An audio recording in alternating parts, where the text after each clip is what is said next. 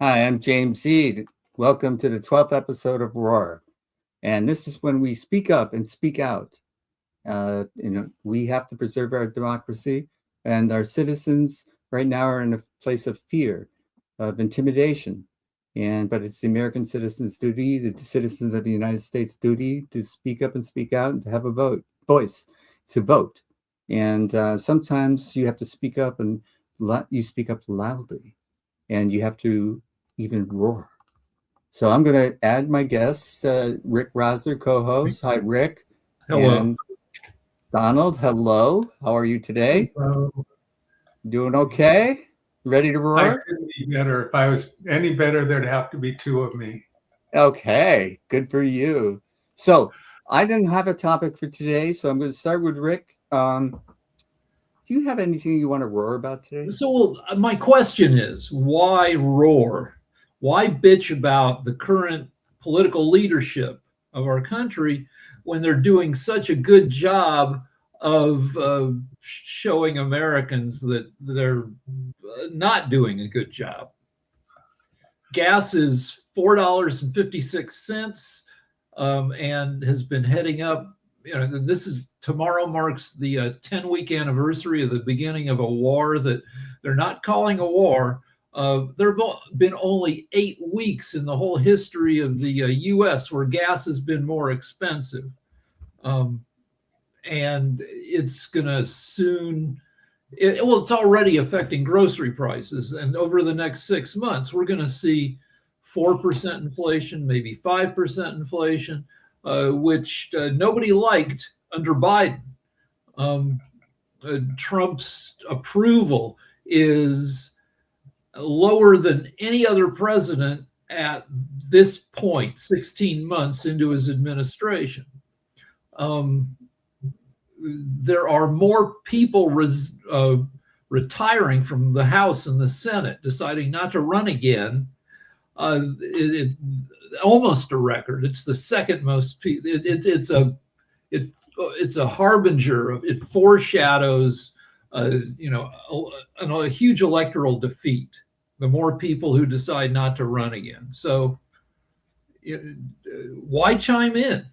Okay, Donald, do you believe that there's nothing to roar about because they're shooting themselves in the foot so often? We should just let them. I am never. What is it? I guess it was H.L. Mencken said that nobody went broke underestimating the intelligence of the American people. So unfortunately, there's that aspect of it all. I mean, you got to realize how many people think that Trump is playing four-dimensional chess, and he's just so far ahead of us that all these things that seem to be a problem are actually something that's going to work out best for us because he's so smart. I'm sure that you had the IQ of the whole bunch of them up, and it wouldn't get get higher than today's temperature. Yeah. So, what percentage of the population, the voting population, do you think that is? All right. So Trump has 39% approval versus 58% of Americans disapprove. But what he's been losing is people have been moving from strong support to support. And the number of Americans who strongly disapprove is now twice the number of Americans who strongly approve of Trump. Will this lead anywhere? I don't know. I just saw an article in The Atlantic just before the show that James Carville and some of the others are saying that the Democrats are being very, very pessimistic about how well they're going to do in the midterms. He says he thinks we're going to pick up 45 seats. So they're doing everything to gerrymander it, make it impossible for us to win. But it isn't. It probably won't work because I agree with Rick. I mean, his popularity is, gas is over $6 a gallon here in California.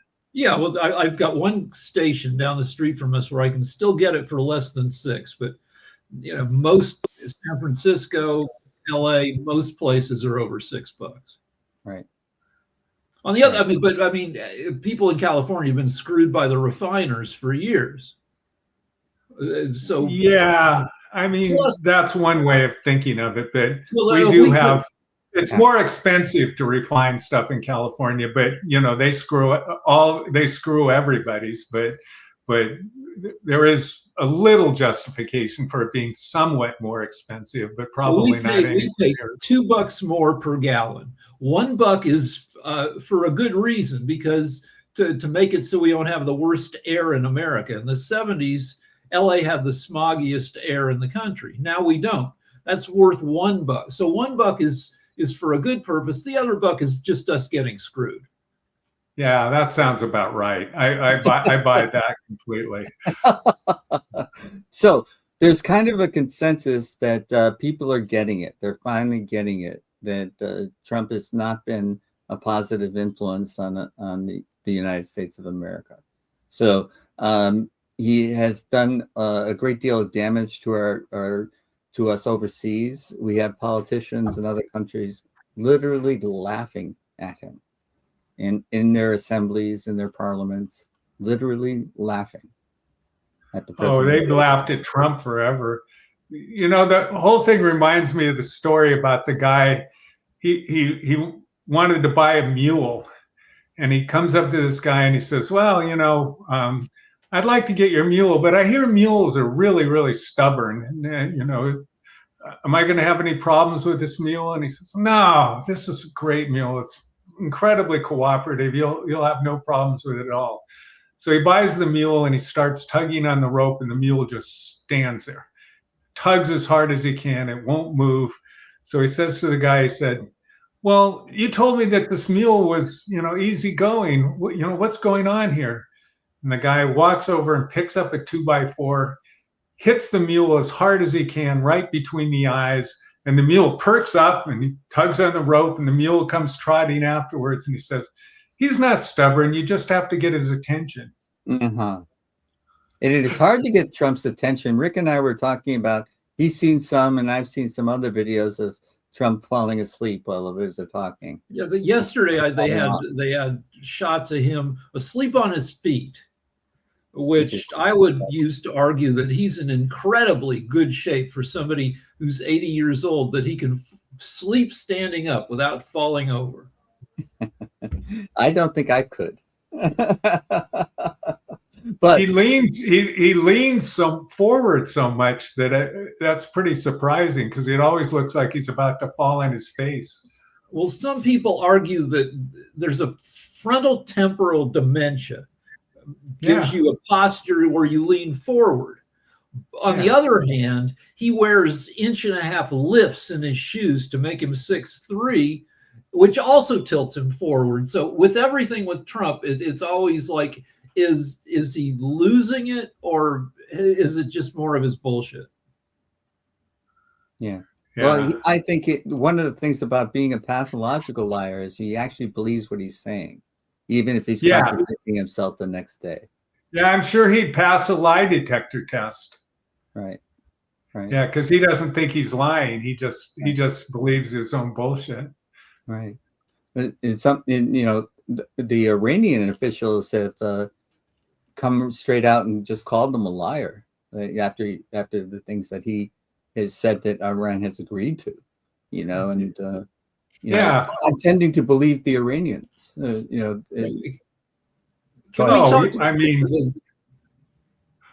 Don, you mentioned Carville's idea that we might pick up a bunch of seats.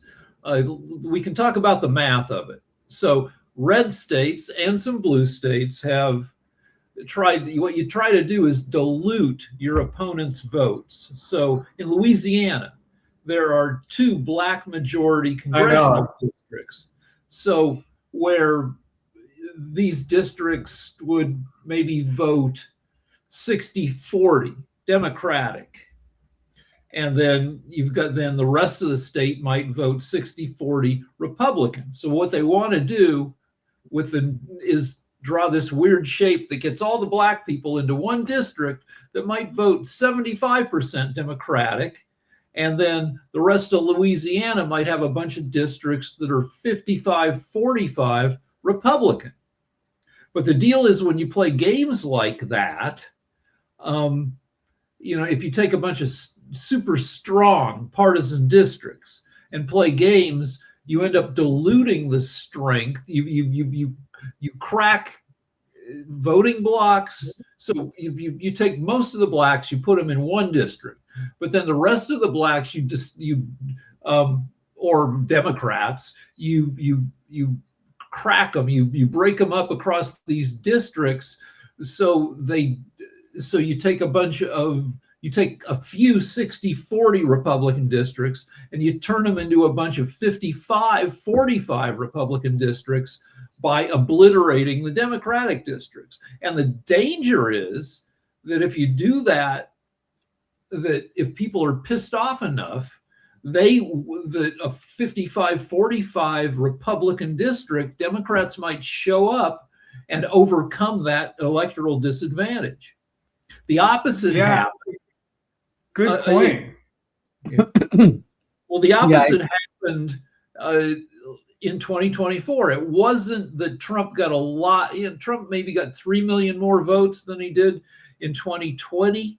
But what happened is that 5 or 6 or 8 million Democrats were discouraged and didn't show up. They hated how the process to determine the candidate worked, and they were talked into just not voting.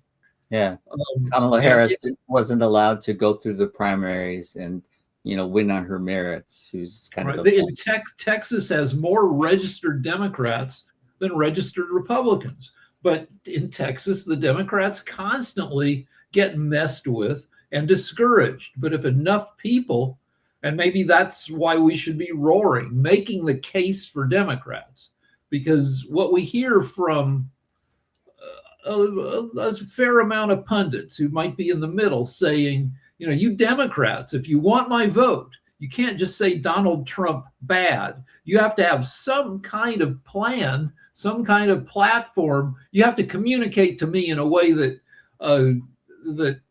you have to convince me that the Democrats have something other than not being Trump.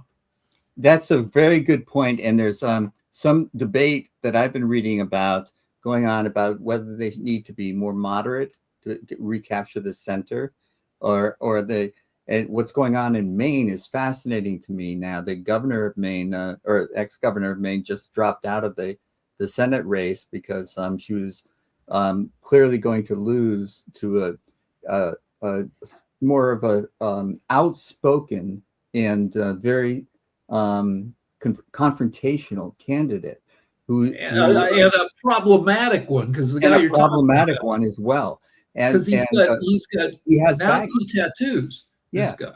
And that for a start. But it seems like what Maine is experiencing is the voter outrage is just looking for someone like that, and they're looking for someone with a chip on his shoulder who's going to go and tell you off.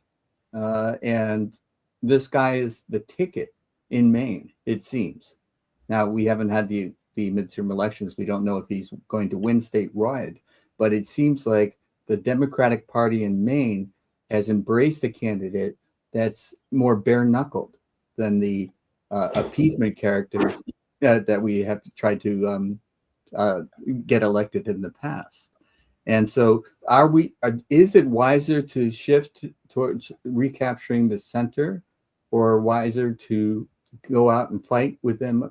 Like when Michelle Obama said, and which I embraced, when they go low, we go high. Well, sometimes, when you don't want to bring a knife to a gunfight. And these guys are playing pretty darn low with this redistrict, gerrymandering, and all that kind of stuff that's going on. So I don't know what the answer is. Should it be more moderate? Should it be more? Well, some of the arguments saying, if you want to win my vote, you have to do this or that. Some of those arguments are dishonest, made by people who will never vote Democratic. They're just saying, well, you might if you did this or if you did that. There's always that. Yes. You know, Good the point. professional Democratic virgins. You know, if you approach me with roses, maybe. But I think that that's a very, very good question you bring up, Jim. And I kind of think that there's like a fundamental kind of issue with the idea that Democrats should, become transactional and violent, aggressive, taking guns to knife fights and the other way around, Right. because that's not who we are.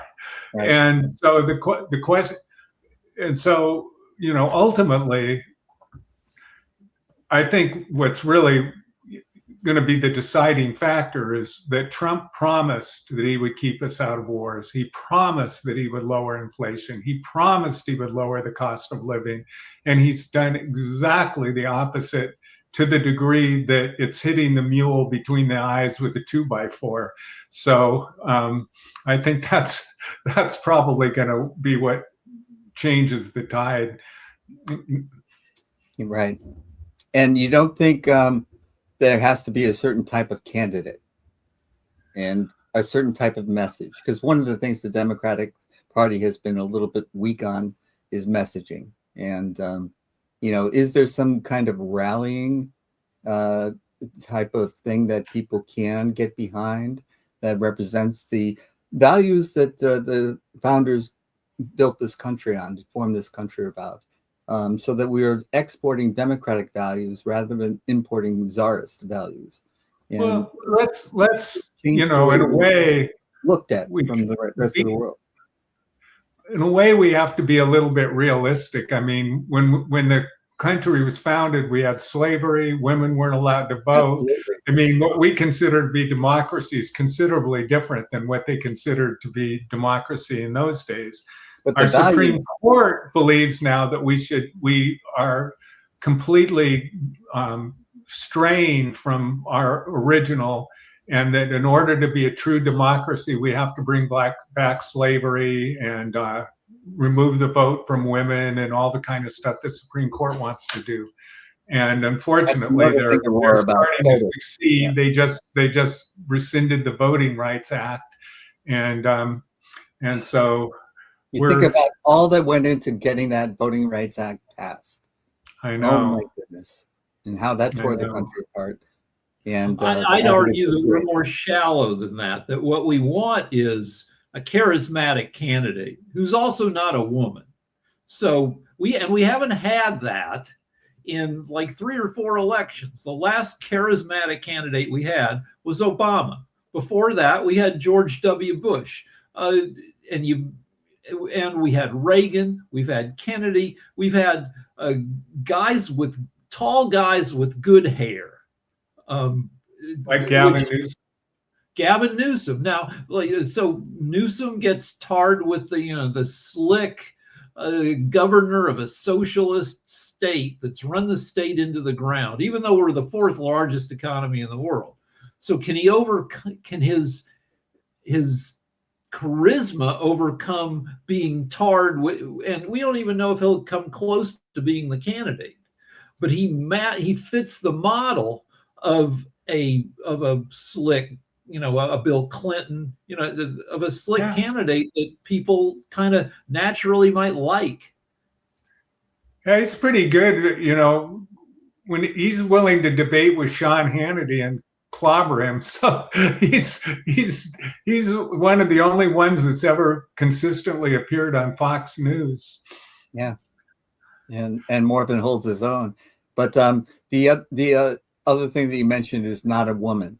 You don't think the country is ready for a woman president? Well, if I would have left the not a woman out, if like Harris is an attractive, youngish, certainly younger than looks younger than she is. I think she's 60 or was 60 during the election. Looks but looks younger, good hair, looks good on camera. Didn't, sometimes fumbled her answers, but certainly should have been charming enough to win the charismatic vote, except that we've tried 2 women as major, party candidates, and apparently that counts against you. Any reaction to that, Donald? Well, I'm sure there's a lot to that. I think that Harris is also not Northern European white, which seems to be a criteria. I mean, Obama broke the mold, but everybody was saying, well, that's what we get for having people like him as president. He ruined the entire country. I mean, that's what the MAGA say. So who knows? I mean, she had 2 strikes against her being a woman. It's ironic that they keep saying that that women can't run countries. I mean, Yeah. the president of Mexico is a woman. I mean, and so the whole idea that that the Catholics and stuff like that are the people that are making, and religious people are again anti-women is obviously ridiculous, because Catherine the Great. well, I mean, right now, I mean, as I pointed out before, the entire cabinet and prime minister of Finland are women under 35. Yeah. Maybe now they're under 40. That was a few years ago, but yeah, Britain's done it. Ireland's done it. The Denmark's done it. Bangladesh has done it. Pakistan has done it. Yeah. I mean, are we not ready for a woman to be president? That boggles my mind. But what you're saying, it seems to reflect reality, that they have a strike against them because they're a woman, and it's so it's crushing to me if I have to agree with that. I will give you 1/3 of the country. It's just like I will give you 1/3 of the country will support Trump, even if he shoots somebody on Fifth Avenue, as he once famously said. But he will not lose their votes, and they will not vote for a woman. But I do think that the majority of the country, I just have to believe this, would accept a woman candidate based on merit.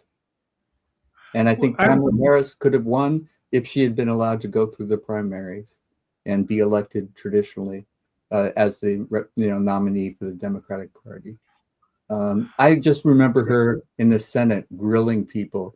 She was a very powerful voice, and we loved her in California. I mean, she was always a very popular senator, and she made her way up legitimately. She was good at what she did. Yeah. And she was maybe the most important vice president in history. She broke more ties in the Senate than I think anybody else, because the Senate was 50-50. And right. In that case, the VP steps in and casts the deciding vote. But then you look at, all right, so what women in either party have the charisma to and the only person I can think of who has a ton of charisma is AOC.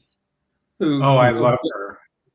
But she has this long established record of probably being more liberal than most voters. But the Democrats always have the big tent problem. The Republicans keep moving to the right, and they leave 2/3 of the political spectrum to the Democrats, and everybody, all these prospective Democrats bitch that the party doesn't represent their values, because the spectrum of values are just huge. Yeah. Right. That is definitely. I think I will say, though, that there's one person that I think that even smokes AOC as much as I love AOC is Jasmine Crockett. I would do anything to have her be president. She is absolutely the smartest person. One of the smartest people I've ever seen. Yeah, she is, and she's outspoken, and she looks good. Great communicator. But then we start talking about potential strikes. Right. I know. She's definitely. Boy, did you see what she did to Hegseth last week? Or I read about it. I didn't see it. Yeah, but Yeah, I saw some clips on it. Well, basically, she got up there, and he's, you're just terrible. You've never been in the military. You don't have any idea what the military's like. And she says, that's true. But let's talk about you. It says, okay, you started this nonprofit. It had $6.7 million of revenue. The first year, you went over budget by $500,000, completely ruined it. By the time you were finished, it was getting $20,000 a year. You completely ruined that, bankrupt that. Somehow, through your connections, you went to a bigger nonprofit, which you also ruined and closed. Whoa. Yeah. Okay. I'll just froze a little bit on us, but okay. So we're talking now about the presidential, but the thing is, what's coming up is our midterms, and we're talking about the House seems to be going to undergo some changes, and then probably will fall in the Democrats' They will hands. almost certainly lose. The Republicans will. There's no chance they hold the House. And they can play as many games as they want. Yeah. So okay, let's take that as a given. But the Senate is in play, which it really, 2 years ago, I didn't think it would be. And is that a realistic chance that they could flip the Senate? I think aren't there more Democratic seats up for than Republican seats? Because it's not like the House. The House stands all at once. But yeah, you want your party to have fewer seats up for grabs. Every 2 years, 1/3 of the Senate is up for re-election, which means 2/3 their seats are safe. Right. And 2020 was a bad year for Dems. I haven't looked up the stats, but I can look up the odds on my online bookie, and they give they're giving the Democrats a 40% chance of taking the Senate, up from 20%. Right. Okay. So I was kind of at the 20% level, and 40 is definitely much closer, but it's still the odds are still against it. Right, because right now it's 53-47, and you need to win 51. So they have to flip 4 Senate seats, because if it's tied, they lose because the VP is Republican. Right. Right. I will say that article that I read in the Atlantic, for whatever it's worth, did say that expanded the Democratic pessimism to the Senate too. They said that several people like Carville and others are all saying that the chances of us winning the Senate are a lot better than pessimists would believe. So who knows? Now, I don't know anything about the voter situation in Minnesota, but Minnesota went through a great deal from ICE and all this kind of stuff, and I would think that Senate seat would be in play. I don't know if Alaska is in play. There are some seats that I think that were basically leaning one way are now leaning another. So to me, the chances of above 40 is pretty realistic. I mean, that gives you a fighting chance, and maybe they keep roaring.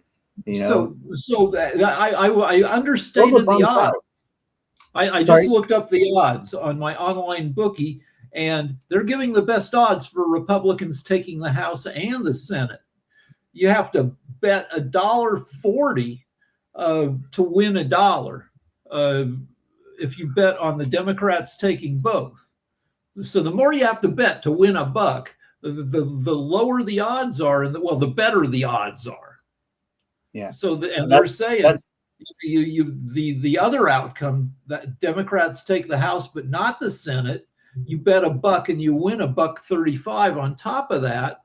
That shows that the odds of, at least according to betting, or at least the way people are betting right now, it's better than a 50% chance of taking the Senate.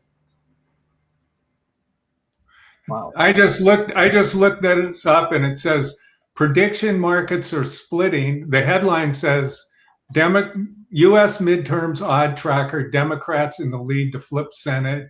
And this is from Newsweek, April 28th. So, Wow. So, I mean, you got to take this for what it is. I mean, the prediction markets have sometimes been close and sometimes been way off. So the prediction markets are. And we always go by the rule that, people might tell you one thing and do another. Also, we're still 6 months out.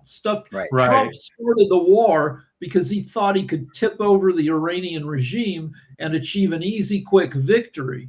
Just like Putin thought with Kiev. Yeah. And that something like that could happen. The regime could collapse, or they could decide to play ball and give up their nuclear materials. Something could happen that would give Trump what looks like a win. Now, I think the war speaks to his terrible judgment.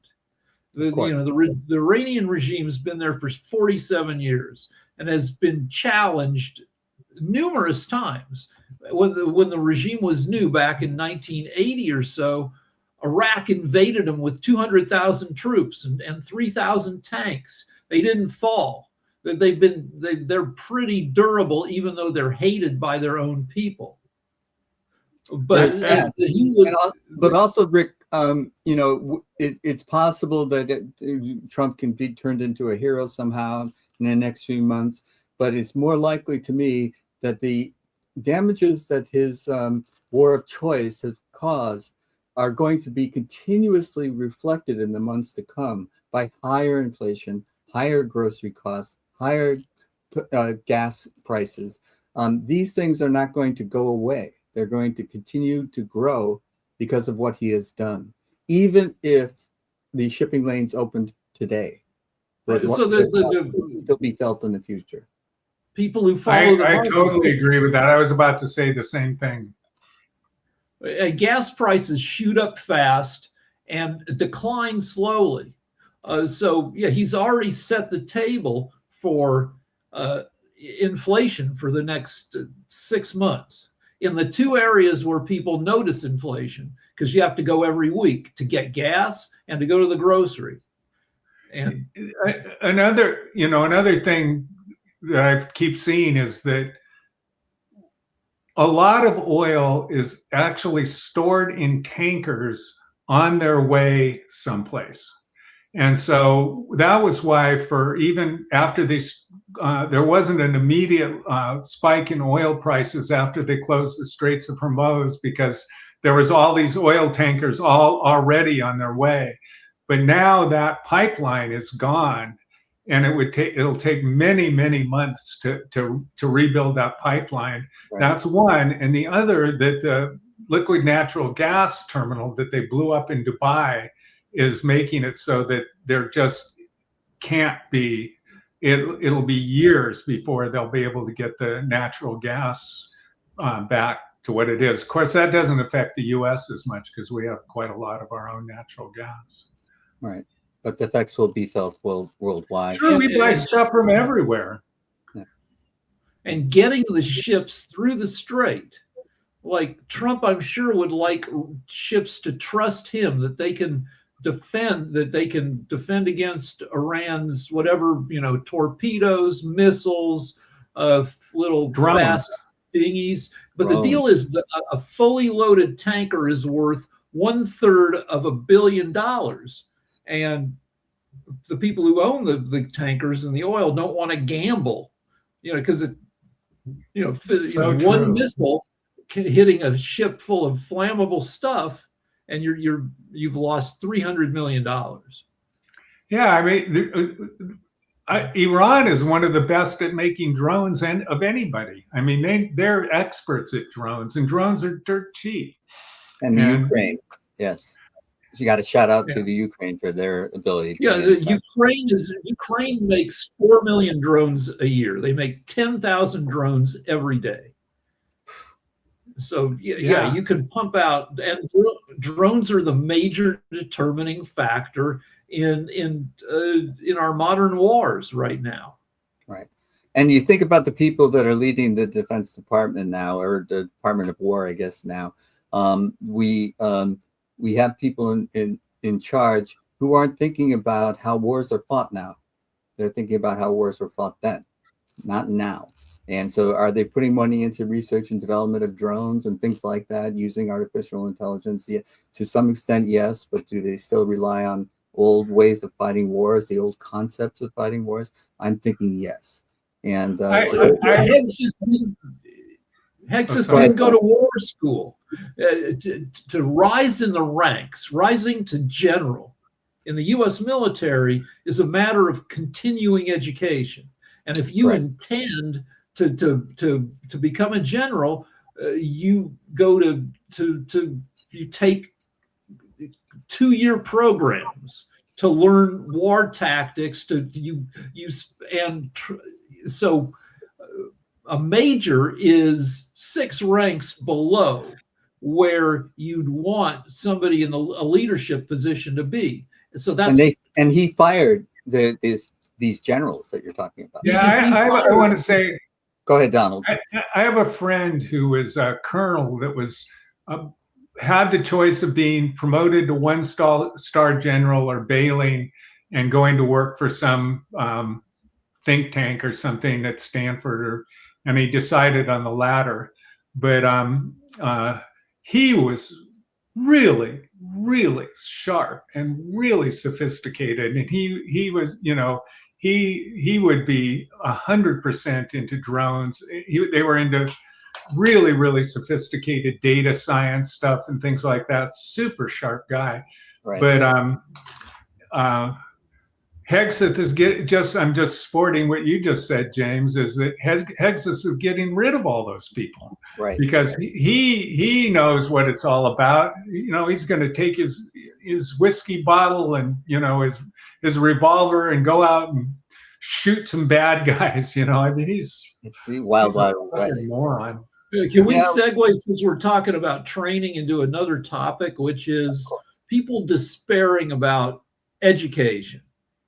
Some people are saying it's the end of college because everybody is cheating now using AI. And let me bring up 2 other things. College is now, undergraduate education is now 60% women, 40% guys.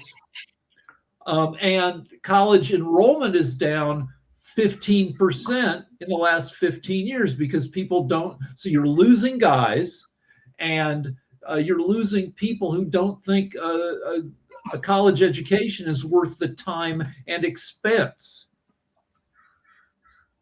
So it's bad times for education. And, unless you want to argue that it's not, because in a way it's always been bad times for education. They're ever since World War II, the colleges have been full of people who maybe don't need to be in college. It's 4 years of partying for a ton of people. But even so, like, I will, I'd say 2 things. One is when I went to UC in the 70s, it was first no tuition and then tuition of like $100 a quarter. And now it's something like $15,000 a quarter or something. I don't know what it is, but it's extraordinarily expensive. And so, that's a huge deterrent right there is the cost of it. And also, I used to get. While he's frozen, I'll say when I went to school in the early '80s, University of Colorado. I'm sorry, you got frozen there a little bit, Donald. We missed some of what you said. So TU in the 80s was $1,500 a year, room and board included. That was the cheapest place I could keep myself.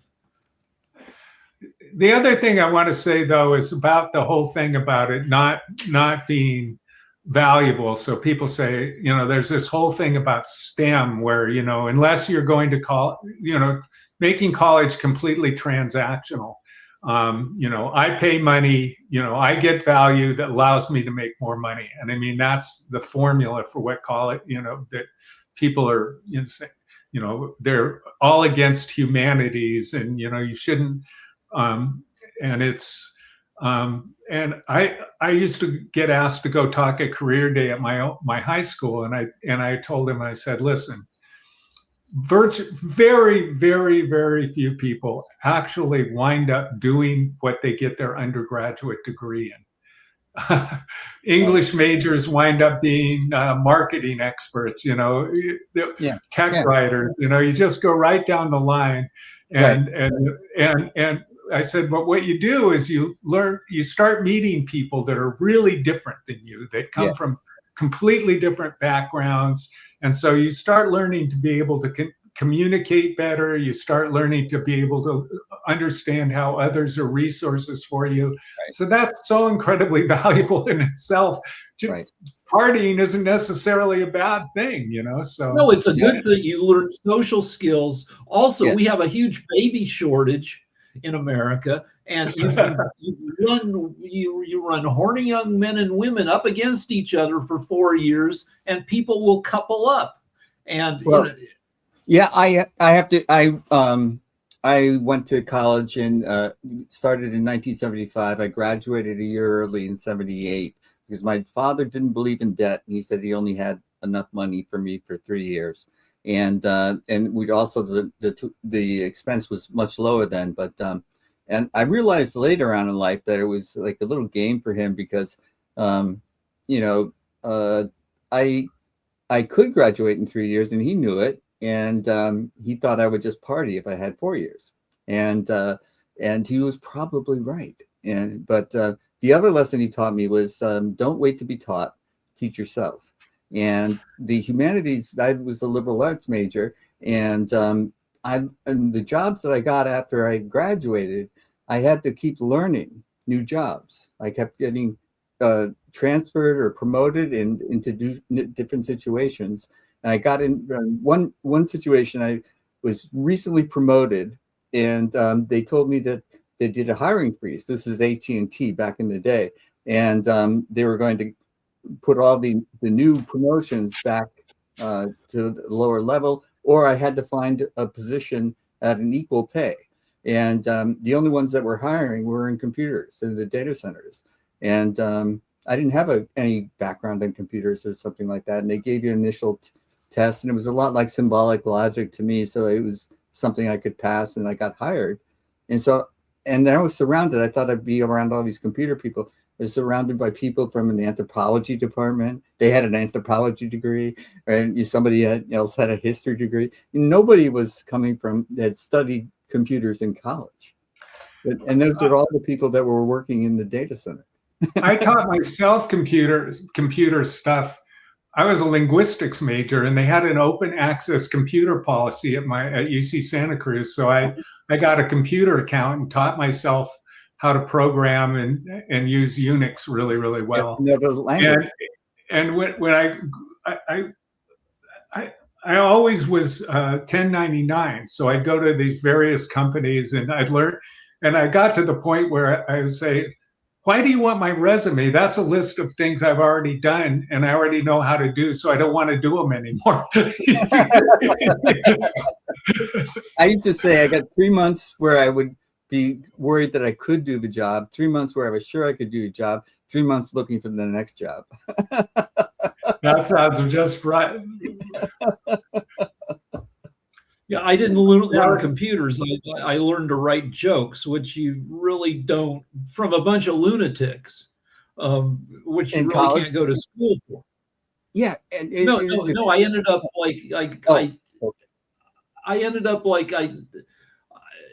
there was MTV was looking for idiots to do run-throughs of their game show, and I'm like, I can be an idiot. And I showed up and I did the run-through, and everybody there was funny, and I'm like, well, I want to be around funny people. This is great. And it's like, so I volunteered to be an intern, which was the right thing to.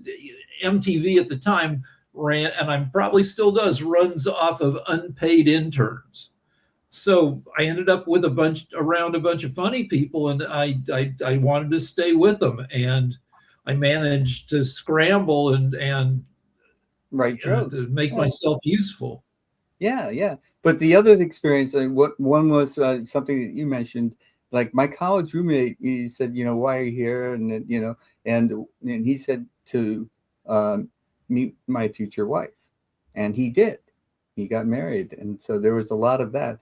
But the other thing was the atmosphere, much like Don was talking about earlier, was, you're talking about people being in a setting where they can interact, where there's no, like, it's not a date. It's not structured as a hookup or anything like that. And you can get to know people from various backgrounds. And that includes men and women, young men and women getting to know one another in a comfortable setting. So the college experience was a great experience for me. And I'm sad to hear that it's declining, and I think expense is the primary reason that it's declining. But it could be multiple factors, and probably is multiple factors. Well, there has been a very, very aggressive and targeted anti-intellectual campaign for over 50 years. The Heritage Foundation. I totally agree with that, Donald. And it goes back even further. I think there's been an anti-intellectual streak throughout American history. Yeah, I would agree with that. And it's it has to do with some of our religious background. The only book I need is Protestantism in this country. It's bifurcated or polyfricated into all these, Southern Baptists, Northern Baptists, Anglicans, Methodists. Just on and on and on. And the whole idea is that it's actually a funny part of Up From Slavery, where Booker T. Washington is talking about how people would suddenly God would come and talk to them, and they'd have to become preachers. And he noticed that anytime anybody could read and write well enough to actually read the Bible, that would happen to them. So he was kind of afraid that if he learned to read, he might have to become a preacher. Well, that's in the past 20 years, there's been a rise of pickup artistry books and people who teach guys how to meet women. There's always been that, but in the past couple decades, the techniques have been refined, and they're not just bullshit. And there are three principles. One is opportunity. You have to put yourself in a place where you can meet women and have the balls to go up to women.